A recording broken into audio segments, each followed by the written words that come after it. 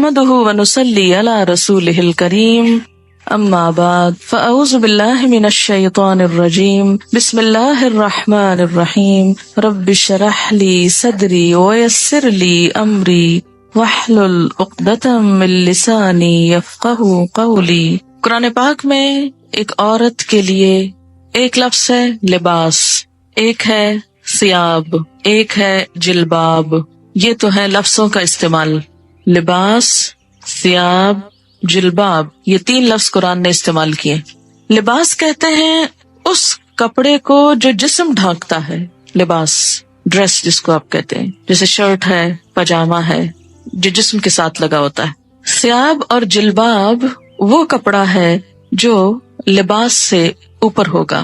پھر لباس کے مختلف حصے بھی استعمال ہوئے، مثلاً خمار، پھر سرابیل ایک اور جگہ پر استعمال ہوتا ہے، سرابیل من قطران جہنمیوں کے لباس کے لیے استعمال ہوا ہے، شلوار کے معنی میں۔ اسی طرح قمیص، تو ایک ہے قمیص جو اوپر کا لباس ہے، پاجامہ یا شلوار جو ہے وہ اس کو مکمل کرتا ہے۔ عورتوں کے لیے ایک زائد ڈریس ہے مردوں سے، اور وہ ہے خمار جس کا سورۃ النور میں ذکر ہوا ہے، دوپٹہ، یہ سب کچھ لباس میں شامل ہو جاتا ہے۔ اس کے بعد ثیاب اور جلباب باہر جانے کے لیے استعمال ہوتا ہے۔ یہاں بوڑھی عورتوں کو کیا کہا کہ باہر جاتے ہوئے پھر وہ بڑی چادر جس کو ثیاب ان کا بولا گیا وہ اتار دیں، کیونکہ اگر ثیاب سے مراد لباس ہوتا تو پھر آپ خود سوچ سکتے ہیں کہ اس کا معنی کیا بنتا ہے۔ سورۃ الاحزاب میں آتا ہے یا ایھا النبی قل لازواجک وبناتک ونساء المؤمنین یدنین علیہن من جلابیبہن۔ تو اس سے کیا پتہ چلتا ہے کہ گھر کے اندر تو لباس ہوگا، گھر کے باہر جلباب ہوگا، ثیاب ہوگا۔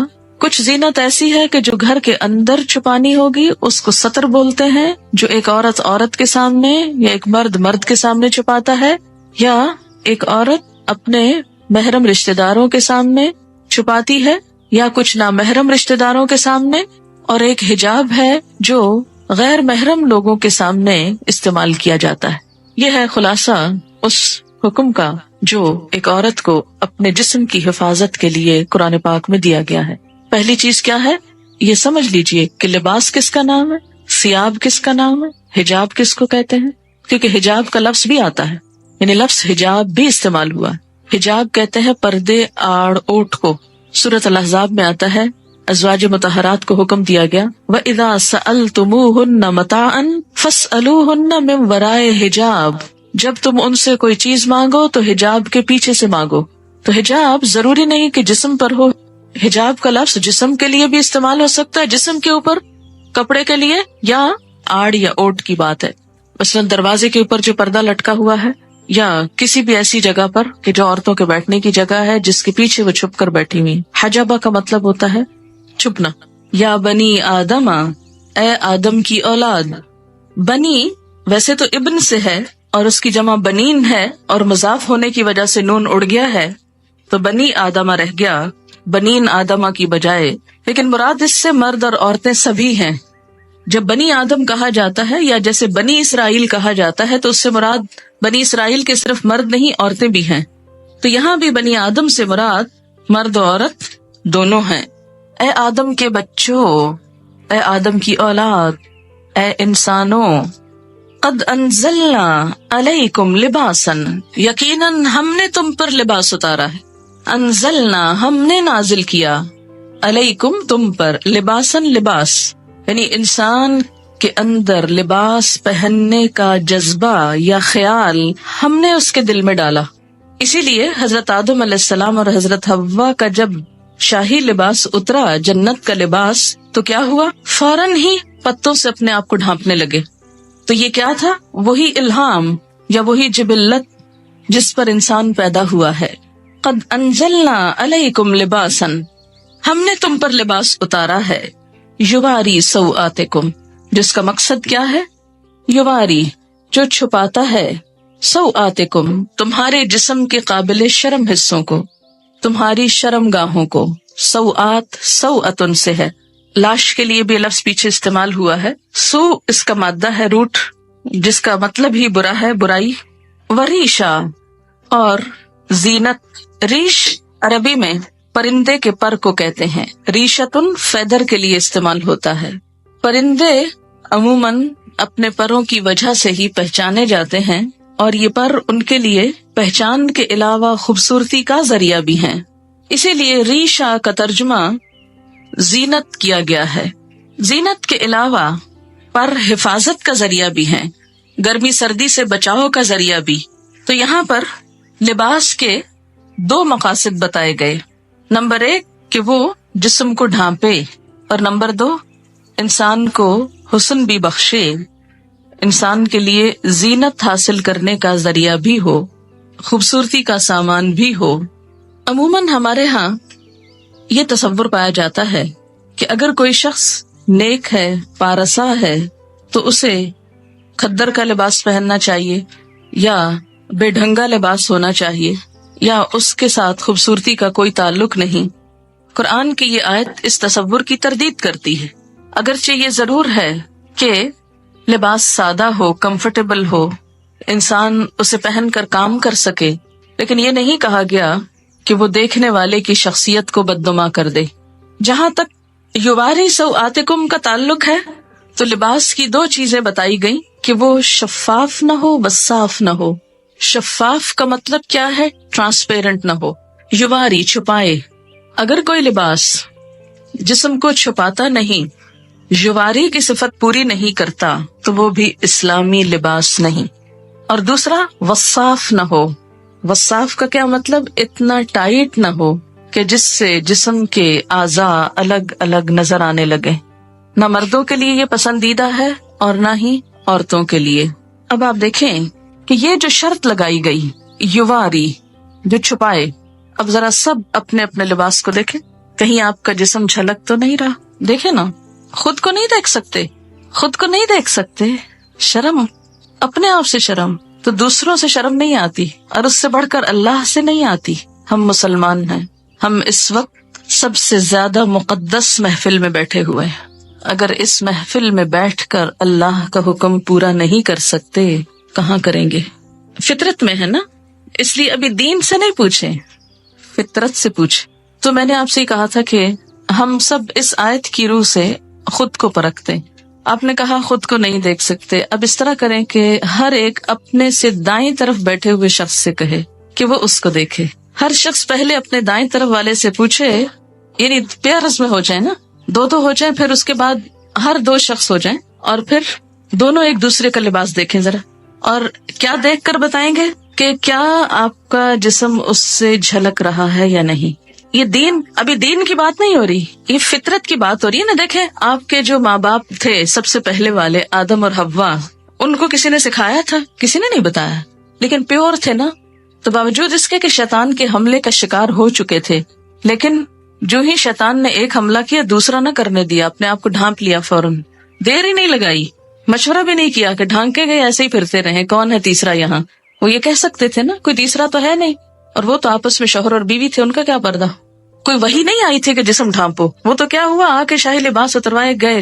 پھر آپ دیکھیں کہ آپ میں سے کچھ لوگ سوچ رہے ہوں گے کہ تو ہم عورتوں میں بیٹھے ہیں، کیا فرق پڑتا ہے؟ لیکن کیا ہم یہ لباس صرف عورتوں میں پہنتے ہیں یا باہر بھی، جہاں آدمی ہوتے ہیں سڑک وغیرہ، گاڑی میں، وین میں، ڈرائیور، دوسرے تیسرے، ان کے سامنے بھی؟ اور پھر تیسری چیز یہ کہ اسلام کی روح سے نہ پوچھیے نہ بتائیے، صرف فطرت کے اعتبار سے پوچھیے کہ گھٹنوں سے اوپر کا حصہ جو ہے نا، یہ خاص طور پر قابل شرم ہے نا، جس کو ران بولتے ہیں، اوپر کا حصہ، ٹانگ کے اوپر کا حصہ جو ہے، آپ دیکھیں کہ کیا یہ عورتوں کو بھی دکھانا چاہیے؟ نہیں، عورتوں کو بھی نہیں دکھا سکتے، پنڈلیوں کی حد تک خیر ہے، لیکن گھٹنا میں نی، جو نیز ہے آپ کے، اس سے اوپر عورت بھی نہیں دیکھ سکتی۔ اسی طرح پیٹ، کمر، یہ حصے، تو آپ اپنی اپنی لباس کو چیک کریں کہ کیا آپ کے بیٹھنے کے انداز سے، کیونکہ میں جب یہاں سے پڑھا رہی ہوتی ہوں نا، بعض اوقات میری نظر پڑ جاتی ہے اور پڑھانا میرے لیے مشکل ہو جاتا ہے، لیکن میں نے اتنے دن اس لیے خاموشی اختیار کی کہ میرا حکم آپ کیوں مانے؟ میں آپ پہ داروغہ نہیں بنا کے بھیجی گئی، معلم تو ہو سکتی ہوں لیکن داروغہ نہیں، پولیس مین کا کردار نہیں۔ جو اللہ سے نہ ڈرے وہ مجھ سے کیا ڈرے گا؟ اگر مجھ سے ڈریں بھی تو آپ کو تو کوئی فائدہ ہی نہیں، کوئی ثواب ہی نہیں، ثواب تو اللہ سے ڈرنے کا ہوگا۔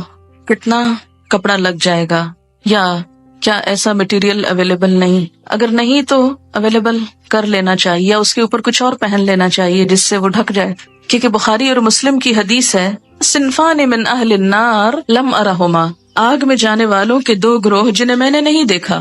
ایک گروہ ان میں سے مردوں کے بارے میں ہے، ظالم حکمرانوں کے بارے میں ہے، اور دوسرا عورتوں کے بارے میں ہے. حدیث کے الفاظ ہیں، یہ میرے الفاظ نہیں کہ مت سوچیں کہ آپ یہ کیسی باتیں کر رہی ہیں اور ہم کو یہ ڈرا رہی ہیں اور یہ کہہ رہی ہوں. میں تو کوئی حیثیت نہیں رکھتی کہ آپ کو کچھ بھی کہوں. نبی صلی اللہ علیہ وسلم کے الفاظ ہیں، اور جو آپ پر ایمان لاتا ہے آپ کی بات کو بھی اسے ماننا چاہیے، ورنہ تو ماننے کا کوئی مقصد نہیں. اور اگر ہم چاہتے ہیں کہ قیامت کے دن آپ ہماری شفاعت کرائیں، آپ ہمیں حوض کوثر سے پانی پلائیں، حشر کے میدان میں جہاں اتنی گرمی ہوگی کہ ہر شخص، حدیث میں آتا ہے ہر شخص عطش پیاس کی رٹ لگائے ہوئے ہوگا، ہر شخص پسینے میں ڈوبا ہوا ہوگا، جس کی تھوڑی سی جھلک آپ کو ہلکی سی، اس سے 70 گنا 70 ڈگری ٹیمپریچر زیادہ کہہ لیں. سورج قریب ہوگا، کوئی چھت سایہ بھی نہ ہوگا سوائے رحمان کے عرش کے سائے کے، کہ جس کے نیچے مخصوص لوگ جا سکیں گے، ہر ایک نہیں پہنچ سکے گا وہاں. آپ صلی اللہ علیہ وسلم اپنی امت کو حوض کوثر سے پانی پلائیں گے، اور جس کو ایک دفعہ پلائیں گے دوسری دفعہ اس کو پیاس نہ لگے گی.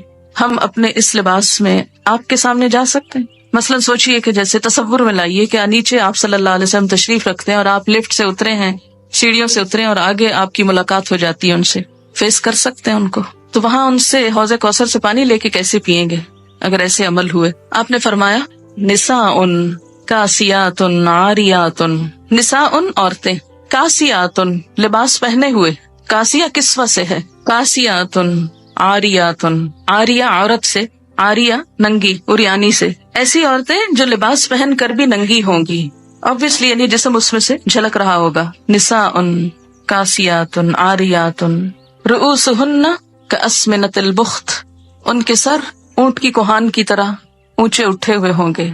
ہیئر سٹائل کی طرف اشارہ ہے کہ ان کے سر اونچے اٹھے ہوئے ہوں گے. کس طرح؟ جیسے اونٹ کی کوہان اٹھی ہوئی ہوتی، کوہان اس کی ہم کو کہتے ہیں نا وہ ابھرا ہوا حصہ ہے. فرمایا لا يدخلن الجنۃ، یہ جنت میں داخل نہ ہو سکیں گی، ولا یجدن ریحھا، اور اس کی خوشبو بھی نہ پا سکیں گی، حالانکہ اس کی خوشبو دور دور تک پھیل رہی ہوگی. تو قرآن کا یہ حکم ہمیں کیا بتاتا ہے کہ ہم ایسا لباس پہنیں جس سے ہمارے سطر ڈھک جائیں. اسی لیے ہمیں جو دعا سکھائی گئی لباس پہن کر وہ کیا ہے؟ الحمدللہ الذی کسانی، اللہ کا شکر جس نے مجھے لباس پہنایا، ما اواری بہی عورتی، جس سے میں اپنے عریانی کو چھپا سکتا ہوں. تو اس دعا میں بھی یہی لفظ ہے، وَأَتَجَمَّلُ بِهِ فِي حَيَاتِي، اور میں اپنی زندگی میں اس سے خوبصورتی حاصل کرتا ہوں. تو لباس کا دوسرا مقصد کیا ہے؟ وریشا، خوبصورت لباس ہو. خوبصورتی پسندیدہ ہے، لباس میں ڈیزائننگ میں حرج نہیں. ایک آدمی نے پوچھا یا رسول اللہ صلی اللہ علیہ وسلم، ایک آدمی کو یہ پسند ہے کہ اس کا لباس خوبصورت ہو، تو کیا یہ تکبر ہے؟ آپ نے فرمایا ان اللہ جمیل، بے شک اللہ خوبصورت ہے، یحب الجمال، خوبصورتی کو پسند کرتا ہے. اللہ تعالیٰ خود خوبصورت ہے، خوبصورتی کو پسند کرتا ہے. تکبر تو حق کو نہ ماننے اور دوسروں کو حقیر سمجھنے کا نام ہے. تکبر کیا ہے؟ حق کو نہ ماننا، بات سمجھ بھی آ جائے قبول نہ کرنا. جیسے آج یہ بات ہوئی، اب آپ میں سے کچھ لوگ اپنے عمل کو بدل لیں گے اور کچھ پرواہ بھی نہیں کریں گے، کوئی نہ کوئی تعویل ڈھونڈ لیں گے. کسی کا تو کچھ نقصان نہیں اس میں، ان کا اپنا ہی ہے. فرمایا تکبر تو حق کو نہ ماننا اور دوسروں کو حقیر سمجھنا ہے. البتہ شہرت کے لیے لباس پہننے پر وعید ہے. شہرت کا لباس، دکھاوے کا، دوسروں کو مروب کرنے کا. حدیث پاک میں ہے من لبس ثوب شہرت فی الدنیا البسہ اللہ ثوب مذلت یوم القیامہ، جو شخص دنیا میں شہرت کا لباس پہنے گا اللہ قیامت کے دن اسے ذلت کا لباس پہنائے گا. مشکات کی روایت ہے لباس قیمتی بھی ہو سکتا ہے لیکن اپنی حیثیت کے مطابق، اسراف نہ ہو. یہ نہیں کہ کھانے کو ہے نہیں اور ساری آمدنی لباس پر لگ رہی ہے، پوری کی پوری تنخواہ خواتین کی صرف لباس کی خریداری میں چلی جائے تو یہ اسراف ہوگا. مثلاً آپ صلی اللہ علیہ وسلم نے ایک مرتبہ ایک چادر پہنی جس کی قیمت 1000 روپے کے برابر تھی. اب 1000 روپے کی ویلیو بھی بدلتی رہتی ہے. اسی طرح امام ابو حنیفہ رحمۃ اللہ علیہ کی ایک چادر تھی جس کی قیمت 400 اشرفیاں تھی. 400 اشرفیاں، اشرفی کس کا سکہ ہوتی؟ سونے کا. تو اس سے آپ اندازہ لگائیں کہ کتنی مہنگی ہوگی. خاص خاص موقعوں پہ پہنتے تھے. اس کا یہ مطلب نہیں کہ ہم لاکھوں کا دلہن کا جوڑا بنا کے بیٹھ جائیں کہ امام ابو حنیفہ کی چادر ایسی تھی. وہ جوڑا اور اس میں بہت فرق ہے. مسند علم پر قیمتی لباس پہن کر بیٹھنا وہ اور چیز ہے، لیکن ایک دکھاوے کے لیے، ایک ریاکاری کے لیے، دوسروں پہ روب جمانے کے لیے اتنا پیسہ خرچ کرنا بالکل مختلف چیز ہے. امام مالک کے حالات زندگی میں آپ نے پڑھا ہوگا کہ وہ جب حدیث کے درس کے لیے آتے تھے تو روزانہ نیا جوڑا پہنتے تھے اور ایک دفعہ پہننے کے بعد اس کو صدقہ کر دیتے تھے، یعنی جو لباس ایک دفعہ پہنتے تھے وہ دوبارہ نہیں پہنتے تھے. نہایت خوبصورت، صاف ستھرا، عمدہ لباس ہوتا. جب ان سے پوچھا گیا کہ آپ ایسا کیوں کرتے ہیں تو وہ کہتے کہ نبی صلی اللہ علیہ وسلم کی حدیث یا آپ کی مجلس کے وقار کے لیے، کیونکہ ہر مجلس کا ایک وقار ہوتا ہے. اتنے بڑے انسان کے نام پر قائم کی ہوئی مجلس میں سب سے بہترین لباس پہنتا ہوں، اور جب مجلس ختم ہوتی لباس اتارتے اور صدقہ کر دیتے، اپنے شاگردوں کو دے دیتے. ان کے ہاں ایسا ہوتا تھا کہ مختلف لوگ مسلسل آتے، کچھ عرصہ رہتے، ان سے سیکھتے، پھر آگے چلے جاتے. تو یہ طالب علم بھی ہوتے تھے، مسافر بھی ہوتے تھے، اور ان کے پاس یہ لباس کہاں سے آتے تھے؟ ان کے مختلف شاگردوں کی طرف سے جو چلے جاتے، وہ پھر بعد میں ہدایہ بھیجتے اور وہ ان کی خوشی کی خاطر استعمال کرتے اور ساتھ ہی صدقہ کر دیتے. ہمارے ہاں تو تصور ہے نا کہ صدقہ صرف اس چیز کا ہو سکتا ہے جو گھسی پٹی، بیکار، فضول ہو جائے، جس کا اب آئندہ کوئی استعمال ہے ہی نہیں، اس کو صدقہ کر دو. لیکن کوئی چیز جو استعمال کے تھوڑے سے بھی قابل ہو اسے رکھے رکھو، چاہے استعمال کا موقع ملے یا نہ ملے. تو اصل چیز جس سے بچنا چاہیے وہ دو ہیں، ایک تو ریاکاری، اسراف، اور دوسرے بے حیائی کا لباس. لباس انسان کی شخصیت کا بھی پتہ دیتا ہے. لباس انسان کے باطن کا رنگ ہوتا ہے کہ وہ اندر سے کیسا ہے.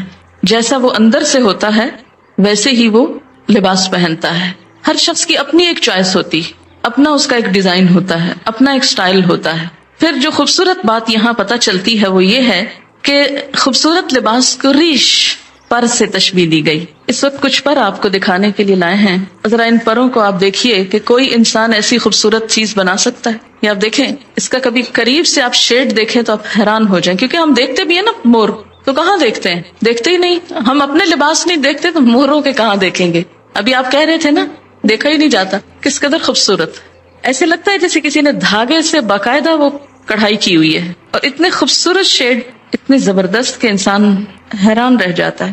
اور ایسا تھریڈ، اتنا سلکی تھریڈ تو ہم ویسے خود بھی پروڈیوس نہیں کر سکتے. اس میں وہ نظافت اور لچک، اور پھر آپ دیکھیں کہ کس خوبصورت طریقے سے اس کی آؤٹ لائن بنائی ہوئی ہے، اور آؤٹ لائن کے ساتھ بھی شیڈز ہیں. اور پھر جو پر اٹھے ہوئے ہیں یہ آپ دیکھیں کتنی ترتیب کے ساتھ، جیسے کسی نے باقاعدہ ٹرمنگ کی ہوئی. یہ خود ہی بن گئے، خود نہیں بن سکتے. اللہ تعالیٰ نے پرندوں کو تو خود ہی دے دیا، خود ہی پہنا دیا. ہمیں عقل دی اور کیا کہا؟ استعمال کرو اور اپنے لیے خوبصورت لباس بنا لو.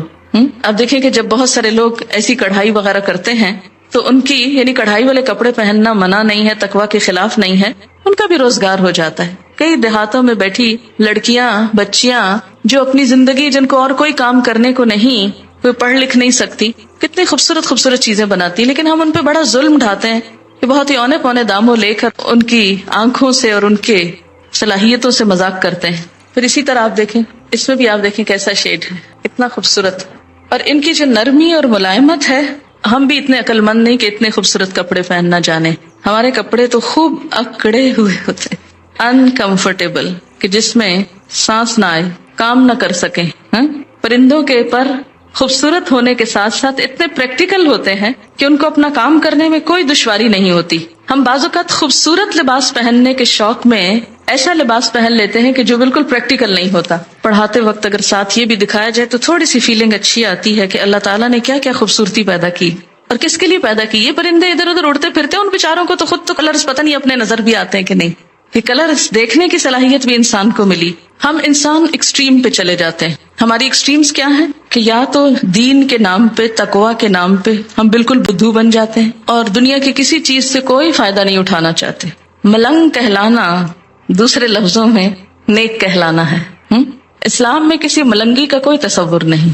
یہ بعد کے نظریات ہیں، سادھو اور بھکشو اور معلوم نہیں کیا کچھ. اللہ تعالیٰ نے اپنی یہ تخلیق ہمیں سکھانے کے لیے، ہمیں دکھانے کے لیے پیدا کی ہے. کس کے لیے ہے یہ سب کچھ؟ اللہ تعالیٰ فرماتے تمہارے لیے.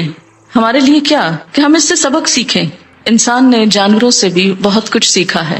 اپنی حیثیت کے اندر رہتے ہوئے، اپنی شخصیت کے مطابق ساتر لباس، خوبصورت لباس، خواہ پینٹنگ ہو، کڑھائی ہو، مکیش ہو، تلا ہو اور کچھ اور ہو جو آپ کو آتا ہے اور مجھے نہیں آتا، یہ سب کچھ منع نہیں ہے، لیکن موقع کی مناسبت سے، حدود کے اندر رہتے ہوئے اور پہلی شرط مانتے ہوئے. یواری سواتکم، معلوم نہیں شیطان نے ہمیں کیوں سجھا دیا کہ ننگا ہونا زیادہ خوبصورتی ہے اور جسم کی نمائش کو خوبصورتی بنا دیا. سی تھرو کپڑے پہنانا زیادہ عقل مند کہلانے کا سبب سمجھایا، حالانکہ ایسا نہیں ہے. سارے جانوروں کے لباس اللہ نے خود ہی پہنا دیے اور وہ بےچارے ایک ہی ڈیزائن میں رہتے ہوئے دنیا سے چلے جاتے ہیں، جبکہ انسان کو ایک لباس نہیں دیا، اس کو سکن کلر دیا جس کے اوپر ہر خوبصورت چیز نمایاں ہو جاتی. آپ دیکھیں نا سکن کلر کا کارپیٹ ہو تو اس کے اوپر فرنیچر کتنا نکھرتا ہے. تو اسی طرح آپ کو اللہ نے سکن کلر کا جسم دیا جس کے اوپر خوبصورت رنگوں کے لباس، خوبصورت کڑھائیوں کے لباس آپ کے لیے حسن کا سبب ہے. یہی اگر آپ کی سکن بلو کلر کی ہوتی تو آپ کتنے لمیٹڈ کلرز پہن سکتے تھے، کیونکہ بلو کے اوپر ہر کلر پھر سوٹ نہیں کرتا. اسی طرح اگر آپ گرین ہوتے، سوچے نا تھوڑا سا، تو کیا نظر آتے.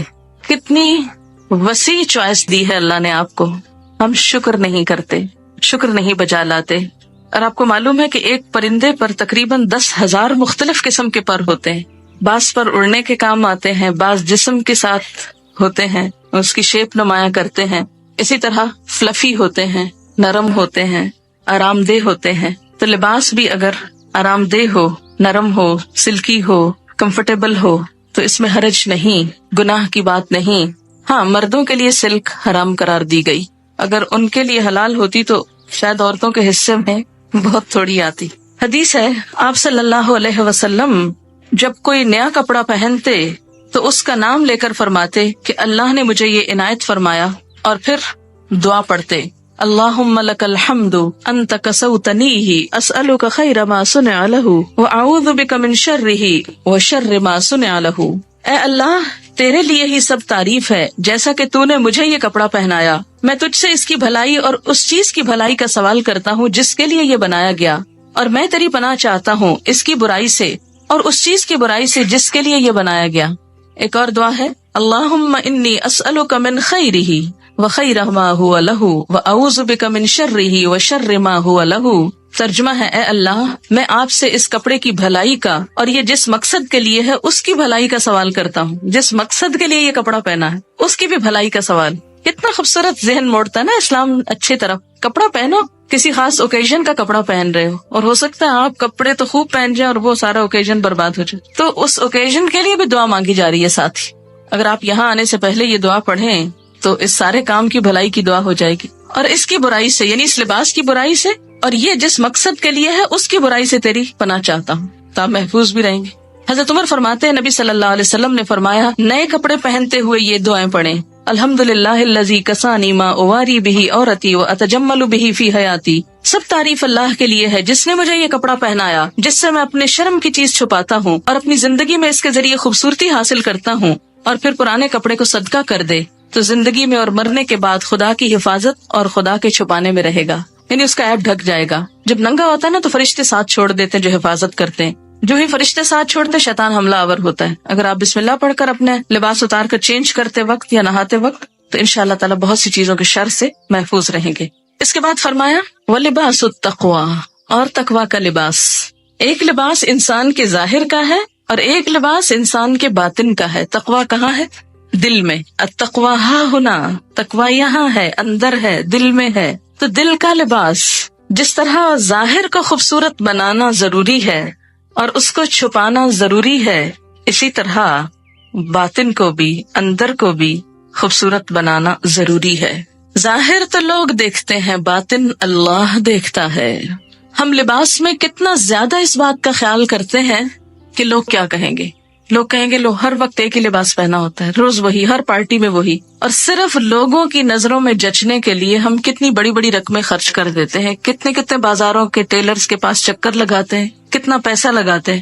مکان بنانے کے بعد جو زیادہ خرچ آتا ہے کھانے پینے سے بھی بڑھ کر وہ عموماً لباس پر ہوتا ہے. لیکن اندر کے لباس کو خوبصورت بنانے کے لیے جسے صرف اللہ دیکھتا ہے اس کے لیے ہم کیا کرتے ہیں؟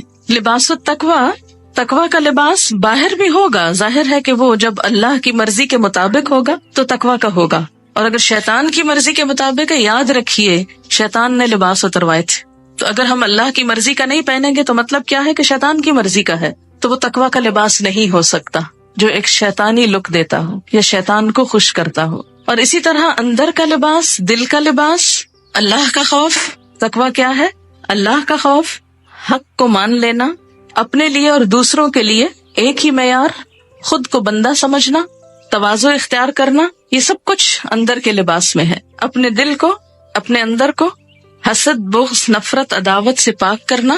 وہ چیزیں جو ہم ظاہر نہیں کر سکتے اندر بھی جمع نہ کر کے رکھیں. آپ کسی سے نفرت کرتے ہیں، ظاہر نہیں کر سکتے تو کوشش کریں اندر سے بھی نکل جائے، اس پہ توجہ نہ دیں. پھر فرمایا ذالک خیر، یہ اچھا ہے، یہ زیادہ اچھا لباس ہے. ظاہری لباس پہ تو بہت وقت لگاتے ہو، توجہ دیتے ہو، اندر کے لباس کو بھی توجہ دو، اور یہ زیادہ اچھا ہے. جسے تقویٰ کا لباس مل گیا اسے سب کچھ مل گیا. لعلہم یذکرون، شاید کہ وہ نصیحت پکڑیں، شاید کے بعد سمجھ جائیں. اللہ تعالیٰ یہ کیوں کہہ رہے ہیں شاید کے؟ یہ کیوں نہیں کہتے وہ ضرور مان جائیں گے، ضرور نصیحت قبول کریں گے؟ اللہ تعالیٰ سچ فرما رہے ہیں نا. شاید کے کیوں کہہ رہے ہیں شاید کے؟ اس لیے کہ ہم ہیں ہی ایسے کہ جن سے شاید ہی کی توقع ہے، شاید یہ کر لیں، ضروری نہیں کہ کریں. اور اللہ کو تو کوئی پرواہ نہیں، نہ بھی کریں، ہاں جانا اسی کے پاس ہے.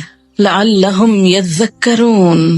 سورۃ النور، نور کا مطلب ہے روشنی، اور اگر سورۃ نور پڑھی ہی نہ جائے تو روشنی کہاں سے آئے گی؟ اس میں خاص طور پر خواتین کے لیے روشنی ہے، بہت سی ہدایات ہیں. سب سے پہلی آیت ہے سورۃن، ایک سورت ہے، انزلناہا، جسے ہم نے نازل کیا ہے، وفرضناہا، اور اس کو ہم نے فرض کیا ہے، یعنی لازم قرار دیا ہے. اس کے احکامات جو ہیں ان سے فرار نہیں. وَأَنزَلْنَا فِيهَا آيَاتٍ بَيِّنَاتٍ، اور اس میں ہم نے بڑی واضح آیات اتاری ہیں کہ کوئی کل یہ نہ کہے، بہانہ نہ کرے ہمیں تو سمجھ نہیں آئی تھی کہ اللہ تعالیٰ چاہتے کیا تھے. نہیں، بڑی واضح باتیں ہیں. کس لیے ہے؟ لَعَلَّكُمْ تَذَكَّرُونَ، تاکہ تم سبق لو، تاکہ تم نصیحت پکڑو. یہ لفظی ترجمہ نصیحت پکڑو تاکہ تمہیں یاد دہانی ہو جائے. ذکر بمانا یاد دہانی. قُلْ لِلْمُؤْمِنِينَ، کہہ دیجئے مومن مردوں کو، یغضوا، جھکا کر رکھیں، من ابصارہم، اپنی نگاہوں میں سے، ویحفظوا، اور حفاظت کریں، فروجہم، اپنی شرمگاہوں کی. ذالکا، یہ بات، ازکا لہم، زیادہ پاکیزہ ہے ان کے لیے. ان اللہ، بے شک اللہ تعالی، خبیرن، باخبر ہے، خبر رکھنے والا ہے، بما یصنعون، ساتھ اس کے جو کچھ وہ کر رہے ہیں. اس آیت میں مومن مردوں سے خطاب ہے اور اگلی آیت میں مومن عورتوں سے. آپ جانتے ہیں کہ قرآن پاک کے بہت سے احکام یا ایھا الذین آمنوا کہہ کر مردوں اور عورتوں کے لیے برابر طور پر کہہ دیے جاتے ہیں، لیکن وہ احکامات جن میں خصوصی تاکید کی ضرورت ہوتی ہے اور مردوں اور عورتوں کے حکم میں بھی کچھ فرق ہوتا ہے، ان کو الگ الگ بیان کیا جاتا ہے. جس کی ایک مثال تو یہاں سورۃ النور میں ہے، ایک اور مثال سورۃ الحجرات میں ہے. سورۃ الاحزاب میں بھی خواتین کا نام لے کر مردوں اور عورتوں دونوں کو الگ الگ طور پر کچھ باتیں بتائی گئیں. ان میں سے زیادہ تر احکامات معاشرتی زندگی سے متعلق ہیں.